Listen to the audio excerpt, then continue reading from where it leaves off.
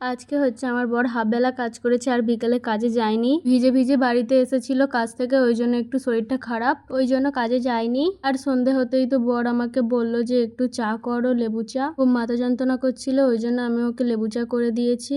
আর চায়ে আমি তেজপাতা আদা দিয়েছিলাম, একটুখানি এলাচ হলে ভালো হতো, আরো টেস্ট হতো। যাই হোক, আমরাও সবাই মিলে একটু বসে বসে চা খাচ্ছিলাম বিস্কুট দিয়ে। আর প্রচন্ড তো বৃষ্টিও হচ্ছিল, আর এদিকে গুমসুমি গরম বলার মতো নয়। তারপরে আমার বর বললো যে এই বৃষ্টির দিনে একটু আমার জন্য একটু লুচি করে দেবে। আমি বললাম ঠিক আছে, লুচি করে দেবো। তারপরে দেরি হয়ে যাবে বলে, অনেক রাত হয়ে যাবে বলে ও আটাটা মাখছিল, ময়দাটা, আর আমি হচ্ছে এদিকে আলু কেটে তরকারিটা বসিয়ে দিয়েছি। আজকে তো নিরামিষ একাদশী, ওই জন্য আজকে নিরামিষ তরকারি করেছি, একটু আলু কষা, ওই 5 ফোড়ন, তেজপাতা আর আদা দিয়ে তরকারিটা করেছি, কিন্তু দারুণ টেস্ট হয়েছিল, কি বলবো। তারপরে তো আমার বর ময়দা মেখে লেচি করে দিয়েছিল, আমি বেলে দিয়েছি আর আমার বর ভাজছিল। এই বৃষ্টি বৃষ্টি ওয়েদারে লুচি আর আলুর তরকারি অনেক সুন্দর খেতে হয়েছিল, বলার মতন।